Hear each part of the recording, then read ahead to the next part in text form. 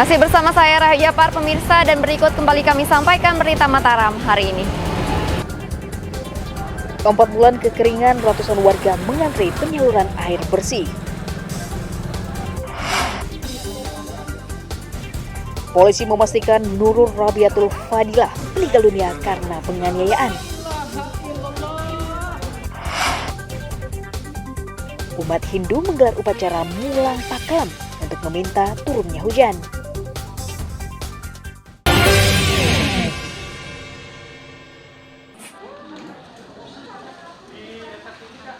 Kepolisian Resort Kota Mataram mengautopsi jasad Nurul Rabiatul Fadilah di Rumah Sakit Bayangkara Mataram Senin siang. Autopsi dilakukan atas persetujuan keluarga untuk memastikan penyebab kematiannya. Polisi membenarkan korban meninggal karena penganiayaan oleh Suparman, ayah kandungnya sendiri. Korban mengalami luka memar di mata, leher, dan ada gigi yang patah karena dipukul dan dijerat menggunakan sajadah. Polisi telah menahan dan menetapkan Suparman sebagai tersangka. Dari hasil interogasi awal, tersangka mengaku kesal dan tersinggung atas ucapan korban. Pengakuan awalnya dia tersinggung dengan ucapan atau kata-kata anaknya. Memang kalau kita lihat dari ceritanya, si tersangka ini adalah bapak kandung daripada korban. Orang tua menikah, kemudian pada saat korban umur 1 tahun, bapaknya memang berpisah dengan ibunya. Dan kembali lagi pada saat usianya sudah 9 tahun. Jadi sering terjadi pertengkaran, katakanlah anaknya sering bilang, kenapa waktu kecil kamu meninggalkan kita semuanya, dan lain sebagainya. Itu yang katanya sering terjadi pertikaian antara bapaknya dengan anaknya. Usai diautopsi, jenazah Nurul Rabiatul Fadilah dipulangkan ke kampung halamannya untuk dimakamkan. Awaludin melaporkan dari kota Mataram.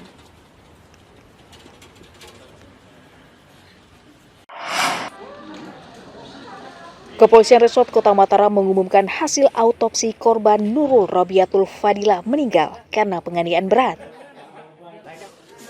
Tim forensik menyimpulkan korban meninggal dunia karena kehabisan oksigen ke otak akibat adanya sumbatan di bagian leher. Korban juga mengalami patah gigi di bagian kiri, mata kiri lebam diduga akibat pukulan benda tumpul.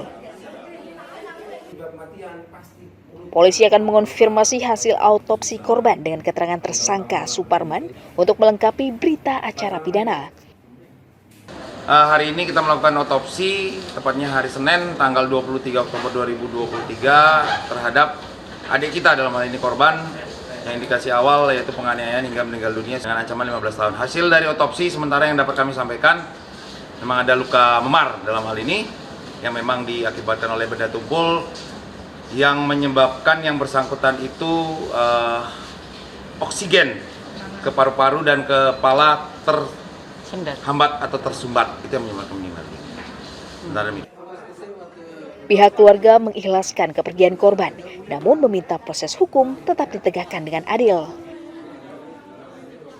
Kita laksanakan hari ini juga, insya Allah selesai salat asar kalau memang memungkinkan, ya. Itu aja ya. Dari pihak keluarga ikhlas? Insya Allah keluarga ikhlas ya. Karena ini kan sudah merupakan takdir kan, kita mau bilang apa lagi ya. Tapi proses hukum tetap jalan Pak? Proses hukum tetap jalan, itu sudah jelas kan.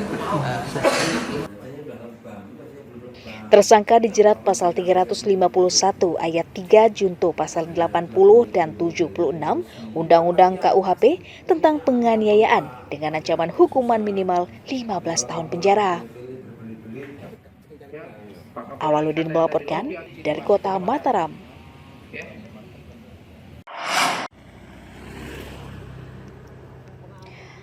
Harga tomat di kalangan petani di Kabupaten Lombok Timur anjlok memasuki musim panen akhir bulan Oktober ini.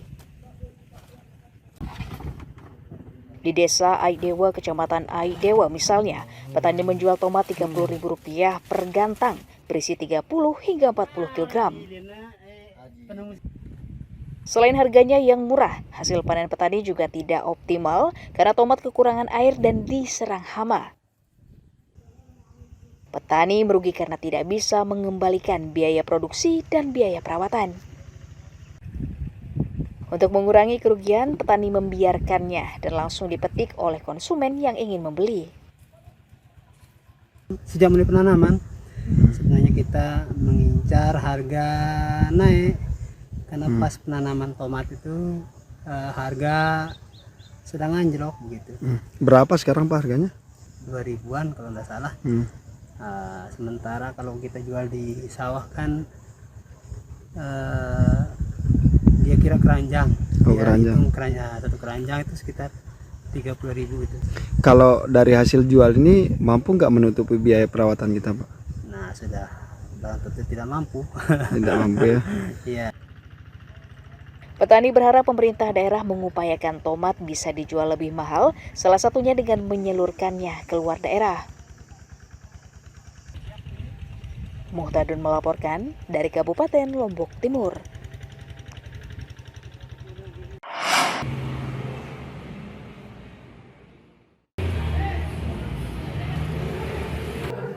Badan Penyelenggara Jaminan Sosial Ketenagakerjaan Cabang Kabupaten Lombok Timur mengonfirmasi ratusan perusahaan belum membayar iuran kepesertaan. BPJS mencatat total tunggakan yang belum terbayarkan mencapai 400 juta rupiah dengan lamangsuran mulai 3 hingga 4 bulan. Belum terbayarnya iuran karena minimnya kesadaran untuk menunaikan kewajiban yang sebagian besar dilakukan pada akhir atau awal tahun. BPJS menggandeng kejaksaan untuk menagih iuran kepesertaan ke 320 perusahaan. Perusahaan yang menunggak nominal piutangnya itu ada 400 juta kurang lebih dari total 320 perusahaan yang menunggak. Kalau untuk upaya penagihan sendiri? Kalau upaya penagihan tentu sesuai SOP yang ada di BPJS Ketenagakerjaan. Yang pertama kita menyuratin ya terkait dengan pemberitahuan piutang iuran. Yang kedua kita aktif untuk melakukan koordinasi melalui telepon maupun WhatsApp. Yang ketiga kerjasama dengan kejaksaan. Kejaksaan ini untuk memediasi antara BPJS Ketenagakerjaan dengan perusahaan yang menunggak tadi. BPJS Ketenagakerjaan mencatat total peserta yang sudah mencapai 74.000 jiwa yang merupakan pendaftar perorangan, per kelompok, atau perusahaan. Muhtadun melaporkan dari Kabupaten Lombok Timur.